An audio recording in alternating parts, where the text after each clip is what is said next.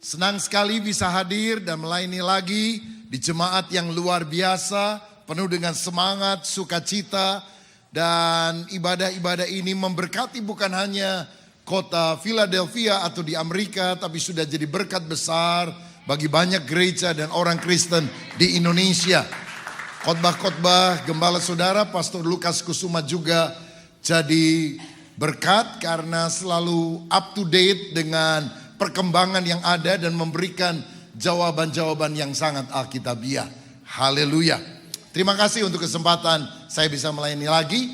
Dan dalam ibadah 1 dan 2 saya diminta oleh gembala saudara untuk menyampaikan khotbah yang berkaitan dengan doktrin Kristen yang kadang-kadang menjadi kontroversi karena diserang oleh orang-orang terutama di sosial media dan sebagainya. Dan kita mau mendalaminya apa yang Alkitab katakan. Dalam ibadah pertama ini saya mau bicara tentang Allah Tritunggal. Dan di dalam ibadah yang kedua saya akan menyampaikan firman dengan judul Benarkah Yesus itu Tuhan? Nah, saya akan mulai ibadah pertama ini tentang Allah Tritunggal dengan membacakan Efesus 4 ayat 13 dan 14 yang berbunyi demikian. Efesus 4 ayat 13 dan 14. Sampai kita semua telah mencapai kesatuan iman dan pengetahuan yang benar tentang anak Allah, kedewasaan penuh dan tingkat pertumbuhan yang sesuai dengan kepenuhan Kristus, sehingga kita bukan lagi anak-anak yang diombang-ambingkan oleh rupa-rupa angin pengajaran, oleh permainan palsu manusia dalam kelicikan mereka yang menyesatkan. Saudara, kita sedang berada pada akhir zaman. Dan kita tahu, kita yakin tidak lama lagi Tuhan Yesus akan segera datang untuk kali yang kedua. Tetapi pada masa seperti inilah kita harus makin mengerti dan bertumbuh kokoh di dalam pengajaran firman. Karena akan datang masa yang sulit di mana orang-orang hanya membuka telinganya bagi dongeng. Mereka hanya mendengar khotbah yang mereka sukai tapi tidak berakar pada firman Tuhan. Alkitab tadi berkata, kita harus memiliki pengetahuan yang benar tentang anak Allah. Kita mesti pegang teguh kebenaran di dalam Yesus Kristus. Kalau tidak, kita diombang-ambingkan oleh berbagai macam aliran pengajaran yang menyesatkan di akhir zaman. Saya mendengar di Amerika Serikat ini saja ada lebih dari 1.800 aliran sesat, saudara. Nah, kalau misalnya kita membahas setiap minggu satu aliran sesat, maka setahun kita hanya bisa membahas 52 aliran sesat. Jadi kira-kira kita membutuhkan waktu hampir 35 tahun hanya untuk membahas aliran sesat. Berarti jangankan 35 tahun, baru 2-3 tahun kita sudah sesat semuanya. Makanya lebih baik kita membahas firman yang benar. Sebab ketika kita tahu kebenaran, maka dengan relatif mudah kita bisa membedakannya dari mana yang tidak benar. Seperti di Amerika Serikat ini saya dengar ada tim pemberantas uang dolar palsu. Kalau ada dolar palsu ada di masyarakat, mereka tim yang diturunkan untuk menyelidiki apa yang terjadi. Seorang wartawan pernah bertanya kepada anggota tim, jika demikian, Anda harus mempelajari begitu banyak uang dolar palsu yang beredar di masyarakat dong.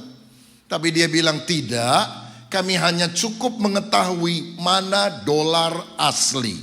Sebab tahu dolar asli dengan gampang bisa membedakan dengan mana dolar yang palsu.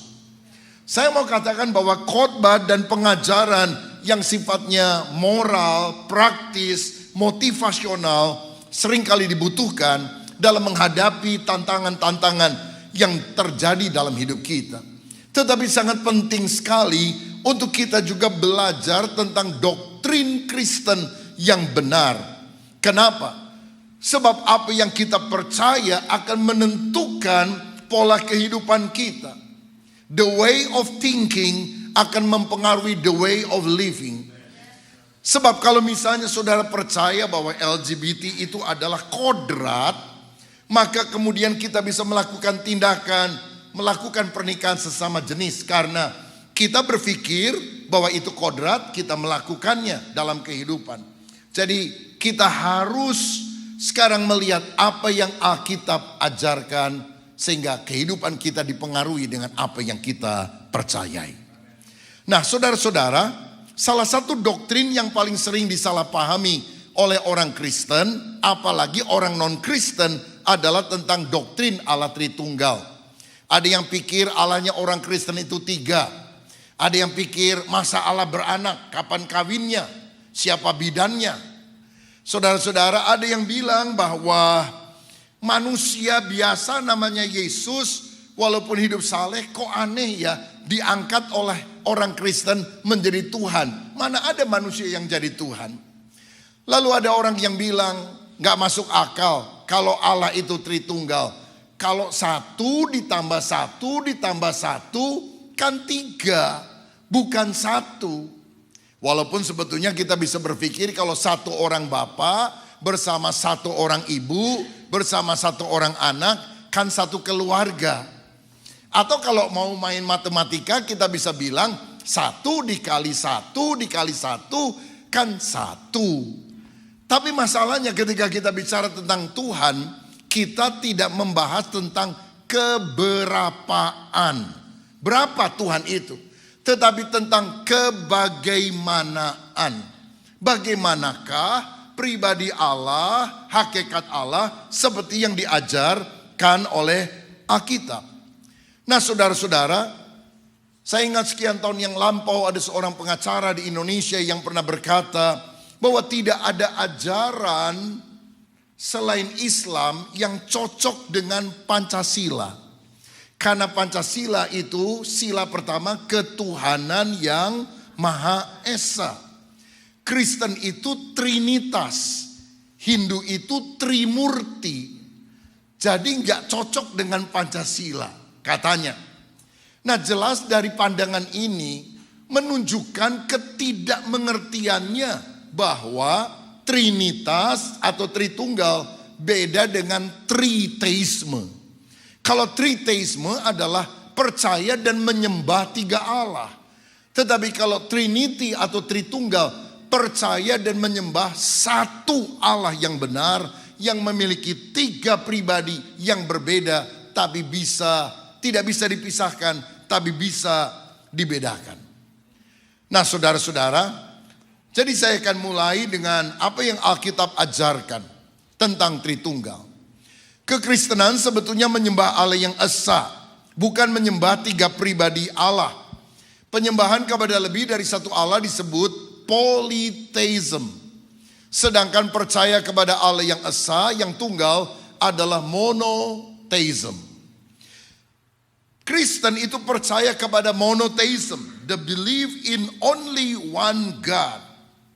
Musa misalnya dalam Ulangan 6 ayat 4 berkata, dengarlah hai orang Israel, Tuhan itu Allah kita, Tuhan itu apa? Esa.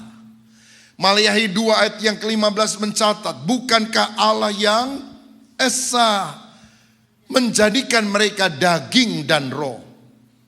Bagaimana dengan ucapan Yesus tentang hakikat Allah? Markus 12 ayat 29. Jawab Yesus, hukum yang terutama ialah, dengarlah hai orang Israel, Tuhan itu Allah kita. Tuhan itu apa? Esa. Bahkan Yesus bilang Allah itu esa. Tidak pernah Yesus bilang Allah itu 3. Paulus berkata dalam 1 Timotius 2 ayat yang ke-5, karena Allah itu apa? Esa. Dan esa pula dia yang menjadi pengantara antara Allah dan manusia, yaitu manusia Kristus Yesus. Saya rasa ada begitu banyak ayat-ayat yang lain dalam Alkitab yang bicara bahwa Allah itu esa. Dan cukuplah apa yang diajarkan oleh Paulus, oleh Kristus, oleh Musa dan para nabi yang menunjukkan Allah itu esa. Tetapi kita sebagai orang Kristen percaya Allah yang esa itu Tritunggal adanya. Maksudnya 1 hakikatnya, tapi punya 3 pribadi yang bisa dibedakan, tapi tidak bisa dipisahkan. Karena dalam Yohanes 10 ayat 30 Yesus berkata, Aku dan Bapa adalah satu. Nah saudara-saudara, kita harus tahu kata satu atau esa dalam bahasa Indonesia itu berasal dari kata Ibrani ehad. Dan ehad itu artinya united, satu kesatuan bersama. Beda dengan kata Ibrani lain yaitu yahid, yang artinya satu tapi tunggal. Nah saya ambil contoh bahwa dalam kehidupan kita ini ada banyak satu tapi memiliki unsur lebih dari satu. Misalnya kita sedang beribadah dalam sebuah ruangan di gereja. Berapa ruangan? Satu. Tapi satu ruangan terdiri dari 3 unsur. Ada panjangnya, ada lebarnya, ada tingginya, tapi tetap satu ruangan, bukan 3 ruangan. Kalau kita menggambar sebuah segitiga, pasti ada 3 garis, ada 3 sudut. Tapi kita menyebutnya sebuah segitiga. Jadi di dalam keesaan, kesatuan itu bisa ada beberapa unsur di dalamnya. Dan itulah yang disebut sebagai ehad di dalam bahasa Yunaninya. Nah saudara-saudara, kalau kita menemukan satu kata buah misalnya, berarti itu adalah tunggal, singular. Tetapi kalau buah-buahan itu artinya jamak atau plural.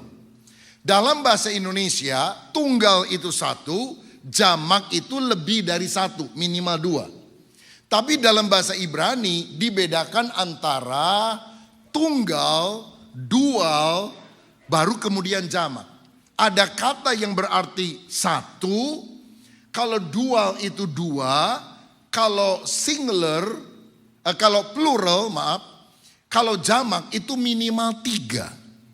Makanya ketika kita bicara soal Allah Tritunggal itu nggak bisa 2. Kita nggak mengenal istilah Dwi Tunggal. Kita hanya tahu Tritunggal karena ada tunggal, kemudian dual, dan yang ketiga baru jamak. Nah saudara-saudara, misalnya kita ambil contoh ayat Kejadian 1 ayat 26. Berfirmanlah Allah, baiklah kita menjadikan manusia menurut gambar dan rupa kita. Kata kita itu bukan tunggal, tapi jamak. Dan jamak dalam bahasa Ibrani tidak bisa 2, tapi 3 minimal. Maka Allah menciptakan manusia menurut gambarnya. Nah, katanya itu menunjukkan tunggal. Jadi aneh kan? Ayat 26, baiklah kita, jamak. Ayat 27, menciptakan manusia menurut gambarnya, tunggal. Allah itu jamak atau tunggal? Disinilah kita melihat misteri yang luar biasa. Allah yang esa tapi memiliki kejamakan dalam pribadinya. Hakikatnya tunggal, pribadinya jamak. Nah ada orang bilang, oh ini kan waktu Tuhan berunding untuk menciptakan manusia. Baiklah kita menciptakan manusia menurut gambar dan rupa kita. Dia itu lagi ngajak ngomong. Ngajak ngomong siapa? Malaikat-malaikatnya. Tapi jelas pandangan ini tidak benar, saudara. Kenapa? Malaikat itu ciptaan. Malaikat tidak pernah menjadi sang pencipta. Dan Allah tidak pernah mengajak malaikat untuk menciptakan manusia. Jadi siapa yang dia ajak bicara dalam perundingan ilahi? Pribadi yang berbeda dari Allah Tritunggal itu. Nah ini tidak perlu mengherankan. Karena kita manusia, kalau manusia itu satu hakikatnya, 3 unsurnya, tubuh, jiwa, roh. Manusia yang satu bisa ngajak ngobrol dirinya sendiri. Boleh saya tanya, Bapak Ibu paling seneng ngobrol sama siapa? Suami, istri, anak?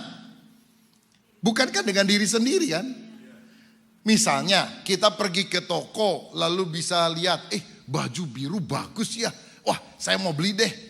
Tiba-tiba seperti ada yang ngomong di pikiran kita. Tapi yang putih juga bagus. Oh ya putih aja deh.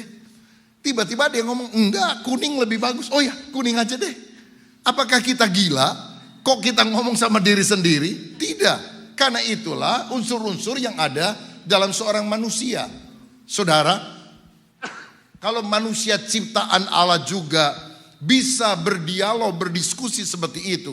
Apalagi Allah yang sempurna. Dari sejak kekekalan, dia sudah bisa berkomunikasi dengan 3 pribadi yang berbeda di dalam keesaannya tersebut. Nah, selanjutnya kita harus tahu bahwa istilah Trinitas, Trinity atau Tritunggal tidak ada di dalam Alkitab. Tapi konsep ini sangat alkitabiah. Karena ada orang menyerang begini, coba temukan istilah Trinitas, Tritunggal dalam Alkitab. Kan nggak ada, berarti itu bukan pengajaran yang alkitabiah. Tentu saja pandangan itu keliru. Karena apa? Tidak tersuratnya satu kata di dalam Alkitab bisa saja tersirat secara banyak di dalam banyak bagian-bagian Alkitab. Saya ambil contoh yang lain. Saudara percaya Kristen itu monoteism atau polytheism? Menyembah satu Allah atau menyembah banyak Allah? Mana yang benar? Monoteism. Setuju? Siapa yang setuju Kristen itu monoteism? Coba cari di Alkitab saudara. Ayat di mana bahwa Kristen itu monoteism? Kan gak ada toh. Tapi walaupun tidak pernah tertulis di dalam Alkitab monoteism, kita tahu bahwa Kristen itu monoteism. Hanya menyembah kepada satu Allah.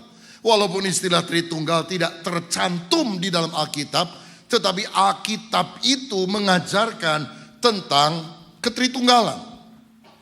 Ada seorang tokoh gereja yang bernama Tertullianus yang pertama kali menggunakan istilah Tritunggal ini. Walaupun konsep Tritunggal sudah ada lebih awal. Misalnya ada seorang bernama Irenaeus, murid daripada Polikarpus, uskup agung di Smyrna. Polikarpus ini murid daripada rasul namanya Yohanes. Nah, jadi ini istilahnya cucu muridnya Rasul Yohanes. Maka dia menggunakan sebuah istilah lain tapi mengacu kepada Tritunggal ini. Doktrin Tritunggal disahkan di dalam konsili di Nikea tahun 325 Masehi. Bahwa Allah itu esa tetapi memiliki 3 pribadi yang sehakikat dan setara. Pertanyaannya, kenapa doktrin Tritunggal ini dirumuskan? Aduh, susah banget sih, mesti ngerti soal Tritunggal. Kenapa? Ada 3 alasan. Pertama, doktrin Tritunggal dirumuskan karena telah terjadi kesimpang siuran pengertian mengenai pribadi Allah. Yang kedua, timbul ajaran sesat. Karena nggak pernah dirumuskan, tidak pernah dibakukan standar pengertian Tritunggal itu apa. Si A ngomong gini, si B ngomong begini, simpang siur. Akibat logisnya muncul berbagai ajaran sesat. Dan yang ketiga, ada kebutuhan untuk mendalami kebenaran tentang Allah Tritunggal. Sehingga orang berpikir kita mesti kumpul nih. Ratusan hamba Tuhan dari berbagai kalangan denominasi gereja pada waktu itu. Mengadakan rapat konsili bersama, rapat berbagai sinode. Yang harinya itu hampir sebulan rapatnya, saudara sekalian. Jadi ini bukan cuma 2-3 jam, 2-3 hari. Hampir sebulan ratusan orang kumpul difasilitasi tempatnya, makannya oleh Kaisar Konstantin. Yang dulu menentang Kristen tapi kemudian menjadi Kristen. Tapi Konstantin sendiri tidak ikut pada kontennya. Karena dia kan bukan teolog. Dia tidak ngerti saudara. Dia hanya menyediakan tempat tinggalnya, makannya, minumnya. Tapi hamba-hamba Tuhan itu yang berdiskusi dan akhirnya membuat sebuah keputusan. Ini yang kami percaya tentang Allah Tritunggal. Nah, sekarang saya ingin tunjukkan kepada saudara sebuah gambar supaya lebih gampang ya memahami hal ini. Dan saya harap setelah ibadah ini kalau ada orang tanya Allah Tritunggal itu apa, saudara langsung bisa menjelaskan dengan lancar. Nah, saudara-saudara kita lihat. Only one God, hanya satu Allah, Allah yang esa. Tetapi dia memiliki 3 pribadi, 3 persons. The Father is God, the Son is God, the Spirit is God. Tetapi dia punya distinct personality. Ada perbedaan di dalam kepribadian itu. The Father is God, but the Father is not the Son. The Son is God, but the Son is not the Spirit atau is not the Father. The Spirit is God, but the Spirit is not the Father or the Son. Tetapi Bapa, Anak, Roh Kudus walaupun berbeda pribadinya tetap merupakan hakikat Allah yang satu, yang esa. Saya ambil contoh supaya lebih gampang diterima, dicerna. Tapi saya ingin beri peringatan bahwa contoh ilustrasi tentang Allah tidak ada yang memadai. Nggak ada yang bisa benar-benar cocok. Karena Alkitab sendiri pernah berkata, dengan siapakah hendak engkau samakan aku, kata Tuhan. Tidak ada yang bisa menandingi atau membandingkan dirinya dengan Tuhan. Tapi supaya kita punya jembatan berpikir, walaupun contoh ini pasti sangat penuh dengan kelemahan, mudah-mudahan saudara bisa lebih nangkep. Misalnya begini, saya haus. Lalu saya minta seorang dari saudara, bisa enggak tolong ambilkan 1 gelas isinya air. Saudara keluar dari dapur lalu bawa 1 cangkir dan ternyata isinya es batu. Saya bilang saya mau minum, saya bukan mau makan es batu, boleh enggak air? Oh sama aja Pak, air itu H2O unsur kimianya, sedangkan es juga H2O. Oh iya saya ngerti hakikatnya sama. Tapi ini kan lain, saya mau minta minum. Lalu saudara bawa lagi itu.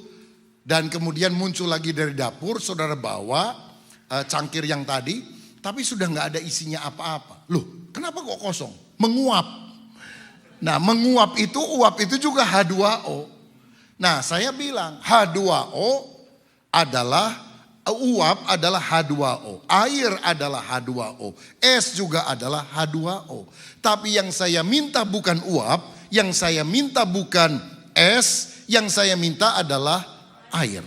Hakikatnya H2O, tetapi ada beberapa jenis yang berbeda dari apa yang kita bisa lihat.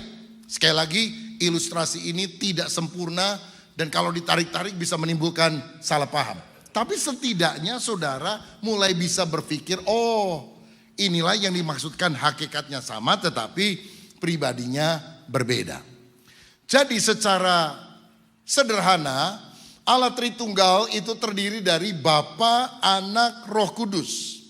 Bapa adalah sebutan bagi Allah yang bersemayam jauh di atas kita. Surga adalah tahtaku, bumi adalah tumpuan kakiku, kata Tuhan.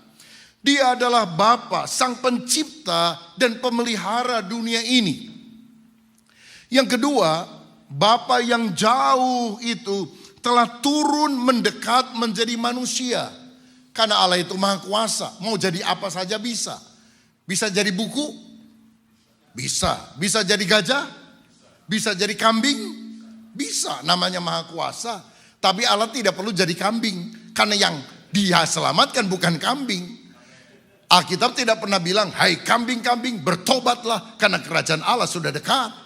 Dan karena yang mau diselamatkan adalah manusia, dia datang dalam rupa manusia. Itulah yang disebut,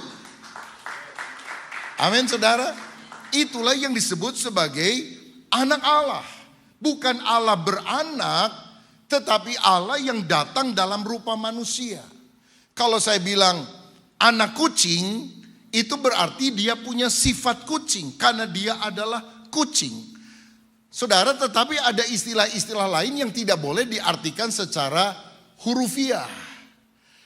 Anak tangga, mana bapaknya? Anak kunci, mana ibunya? Lah ini kan bodoh saudara kalau orang mikirnya anak tangga, dipikirnya ada bapak kunci, ada bapak tangga, ada ibu tangga, punya anak tangga. Tidak demikian. Kalau misalnya digunakan istilah yang lain, Yesus berdiri atau duduk di sebelah kanan Allah, tidak berarti oh ada Allah satu, ada Allah kedua yaitu Yesus. Karena itu adalah istilah duduk di sebelah kanan Allah. Kalau saya bilang, kalau Anda mau undang saya khotbah, jangan hubungi saya langsung karena saya tidak bawa jadwalnya. Hubungi tangan kanan saya. Apakah menghubungi tangan kanan saya artinya tangan saya copot saudara, lalu lepas lalu ada di depan itu, tolong hubungi dia tangan kanan saya. Itu kan istilah. Jadi anak Allah adalah pribadi Yesus, Allah yang datang dalam rupa manusia. Nah saudara-saudara, waktu Yesus datang ke dunia, dia tidak pernah meninggalkan kealahannya.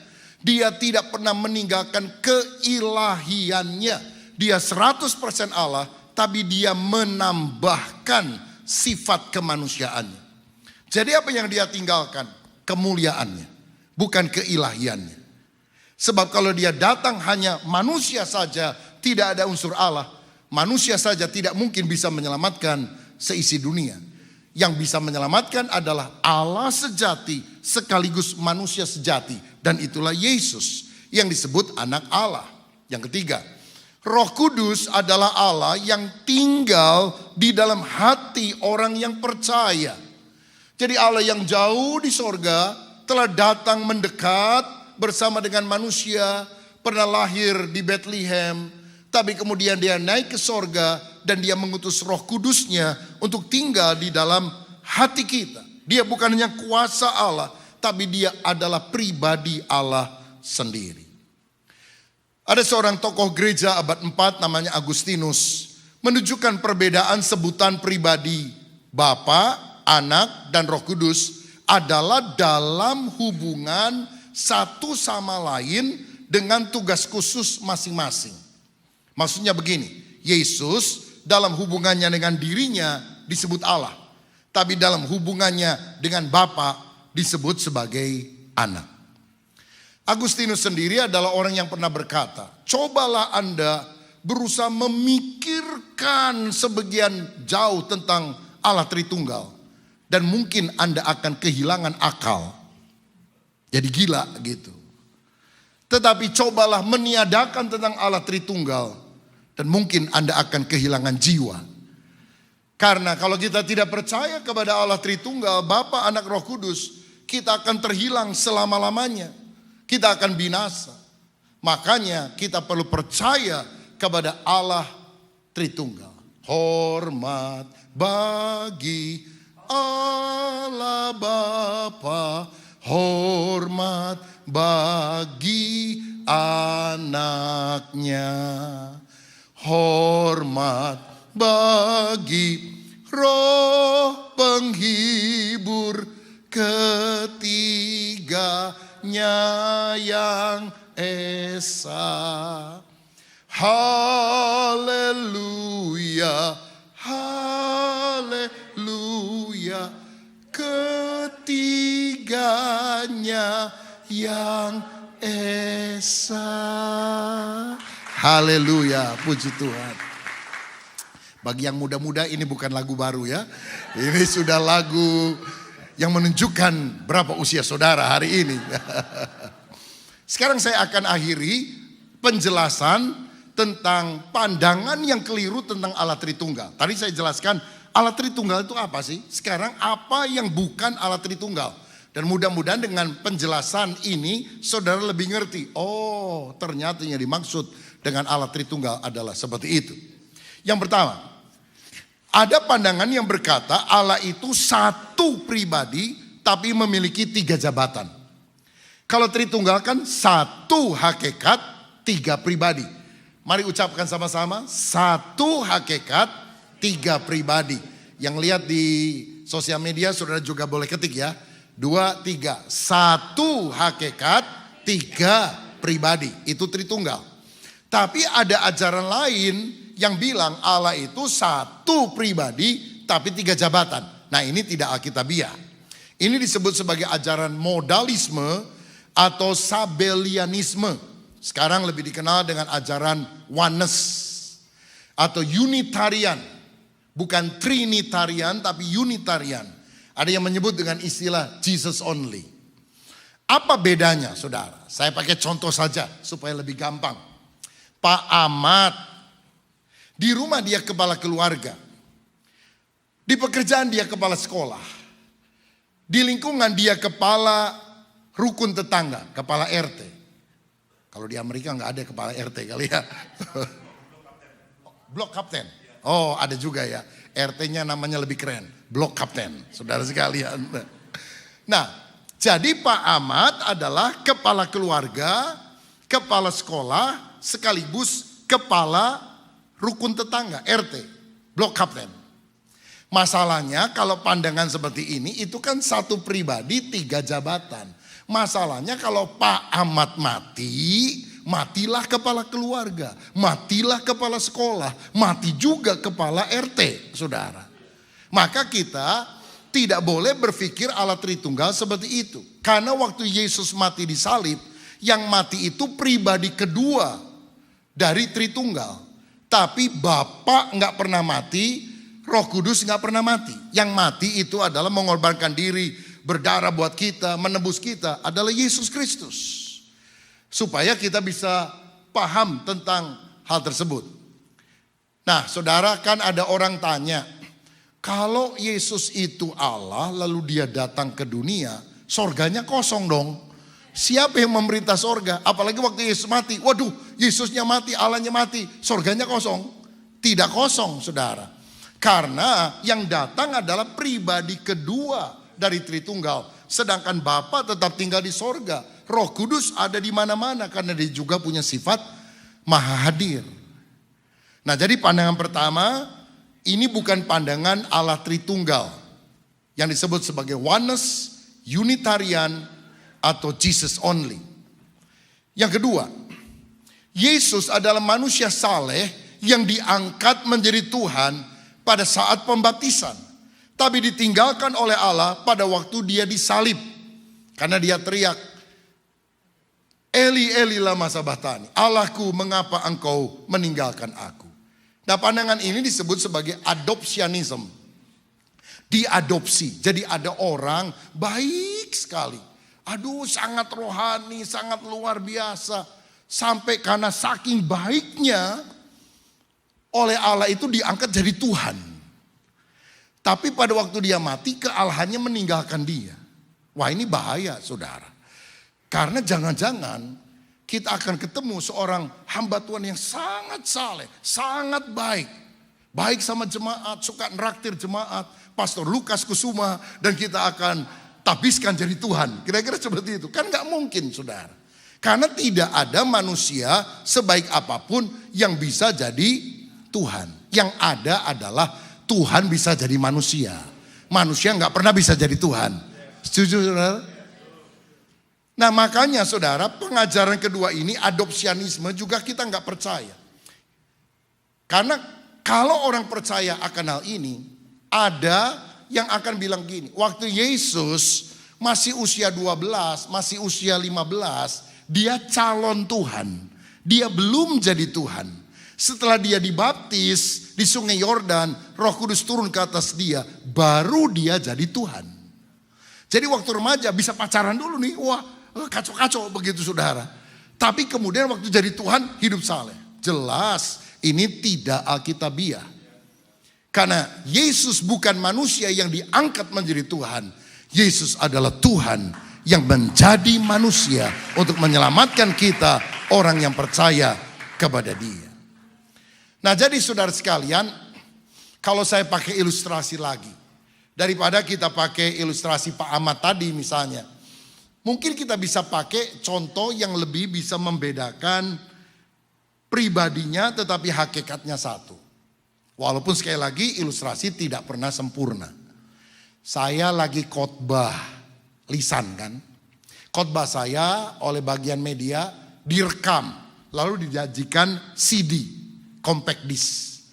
Lalu khotbah saya itu ditranskrip jadi buku. Kira-kira khotbahnya sama atau tidak? Judulnya apa? Allah Tritunggal. Tapi bentuknya lisan, kedua CD, ketiga buku. Pertanyaannya, kalau bukunya sobek, bukunya rusak, apakah suaranya rusak? Apakah CD-nya rusak? Tidak. Nah, jadi mungkin ini sedikit gambaran bahwa lebih baik kita menggunakan pandangan seperti itu. Allah itu satu hakikatnya, tapi tiga pribadinya. Dan kita tidak boleh menganggap Yesus itu manusia yang diangkat jadi Tuhan. Karena yang benar hanya Tuhan yang jadi manusia untuk menyelamatkan kita. Sekali lagi beri kemuliaan untuk Tuhan kita. Yang ketiga, pandangan subordinasionisme. Subordinasi. Maksudnya begini, ada tingkatan-tingkatan di dalam kealahan. Bapa lebih besar dari Yesus dan dari Roh Kudus. Yohanes 14 ayat 28 berkata begini, kamu telah mendengar bahwa aku telah berkata kepadamu, aku pergi tetapi aku datang kembali kepadamu. Sekiranya kamu mengasihi aku, kamu tentu akan bersukacita karena aku pergi kepada Bapa-Ku, sebab Bapa lebih besar daripada aku. Yesus bilang Bapa lebih besar dari aku. Lalu ada orang berpikir, tuh kan kata Yesus sendiri di Alkitab, Bapa lebih besar dari Yesus. Jadi tingkatan yang paling tinggi, major God adalah Bapa. Minor God adalah Yesus. Jadi ada Bapak mayor, ada Bapak minor, ada anak minor, begitu saudara. Nah, kita nggak percaya pandangan semacam ini. Kalau Yesus bilang Bapakku lebih besar daripada aku, sebetulnya hakikatnya ketiganya sederajat. Tetapi yang membedakan bukan hakikatnya. Karena Filipi 2 ayat yang ke-6 berkata, Yesus yang walaupun dalam rupa Allah tidak menganggap kesetaraannya dengan Allah sebagai milik yang harus dipertahankan. Saudara ngerti kata setara? Setara itu artinya apa? Sama, sejajar, tidak lebih besar, tidak lebih kecil. Tapi kenapa waktu Yesus datang ke dunia dia menyebut dirinya lebih kecil daripada Bapa? Yang lebih kecil bukan hakikatnya, tapi fungsinya, perannya. Karena dia waktu datang ke dunia adalah utusan dari Bapa. Dan utusan lebih kecil dari Bapa yang mengutusnya. Pakai contoh lagi supaya saudara bisa nangkap. Saya di Indonesia dengan Bapak Joko Widodo itu sebetulnya hakikatnya sama. Sama-sama manusia. Kalau Pak Jokowi sama saya dibandingkan dengan ayam itu lain saudara sekalian. Ayam binatang, saya atau kita manusia. Saudara di Amerika dengan Joe Biden itu sama hakikatnya manusia. Tapi fungsinya, perannya sama atau tidak? Beda. Kita rakyat. Sedangkan dia adalah presiden. Dan kita bisa bilang dia lebih besar dari saya. Bukan karena hakikat sebagai manusia. Tetapi karena fungsi atau peran yang ada. Yesus waktu datang ke dunia sebagai utusan, dia bilang Bapakku yang mengutus aku, dia lebih besar dari aku. Tapi hakikatnya aku setara, aku dan Bapa adalah satu. Jadi jangan pernah percaya pengajaran bahwa Yesus lebih kecil dari Bapa dan sebagainya. Karena hakikatnya setara. Yang terakhir yang keempat, Arianisme. Sekarang dipercaya oleh Jehovah Witness atau saksi Yehova yang menganggap bahwa Yesus adalah ciptaan Allah yang mula-mula. Yesus hanyalah suatu ilah atau makhluk.